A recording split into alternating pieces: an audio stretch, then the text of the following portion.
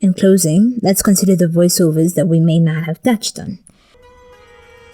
There's a lot of fear surrounding the way African women think and feel about money, and the subsequent consequences of our relationship with money. The fear of failing, the fear of not being able to afford the lifestyle one has become accustomed to, the fear of losing it all and becoming dependent on others.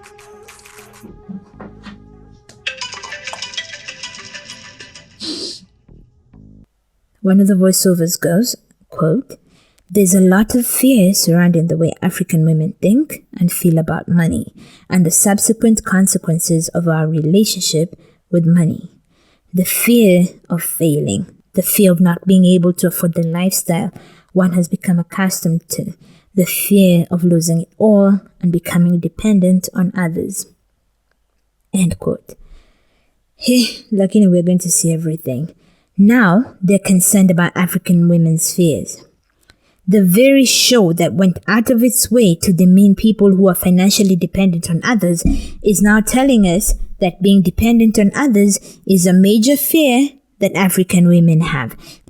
Could it be, perchance, because of ideas like the ones you guys are propagating about being dependent on people? Anyways, fear is such a shit upon emotion, and it doesn't make sense to me, first of all. These fears are not unique to African women. Second, and most importantly, it feels to me like fear is the only natural thing to feel while living through a capitalist society. Add to that the impending calamities awaiting us as a result of climate change, and I don't know why there's negativity around fear. People should be feeling two key things, fear and anger, at all times in a capitalist society. Fear and anger. Righteous indignation and a measure of hope that things can change if we try. And the truth is, I think many people feel that. The individualization of these collective feelings is just more from the personal responsibility playbook.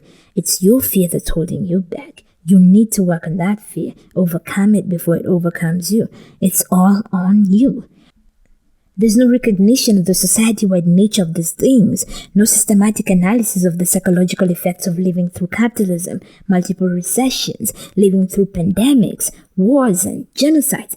Nah, just, you need to deal with that fear. It's what's holding you back.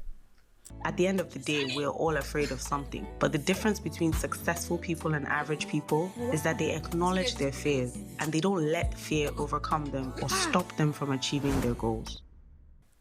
Apparently, according to the closing monologue, at the end of the day, we're all afraid of something.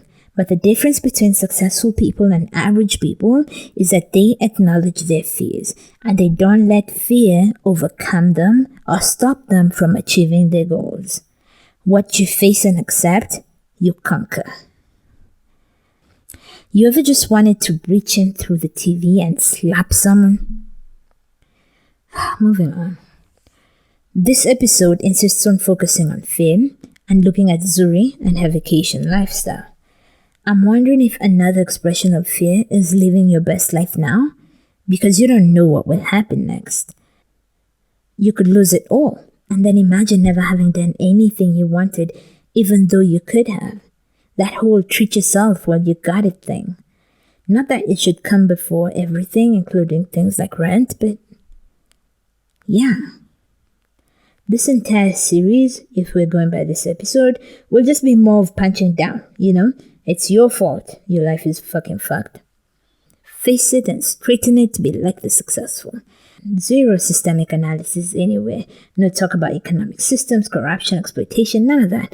Anyway, until next time, friends, remember, it's all your fucking fault.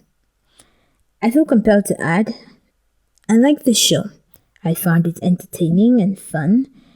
The advice is but the show is good. The girls are hot. They're great performers. Lara, the brother beater, is, just amazing. She truly makes every scene she's in better. She's a phenomenal performer. Tammy and Zuri have really embodied their roles. Adesua reminds me of every married woman ever. It's sad. She also really embodies that role. Ladon, the one who spent 3 million naira in a week, just really fits the profile of a married woman who lives to shop. Plus, she's so hot. Call me shallow. I like the show, the stories are entertaining, the production value is something else, and it's fun to analyze. To be clear, I'm not dunking on the show, just on the dubious messages about personal finance. Fuck that capitalist apologetics. More power to the girls, especially Lara and Laden, my faves. Until next time, love life, love people, and stay lunatic.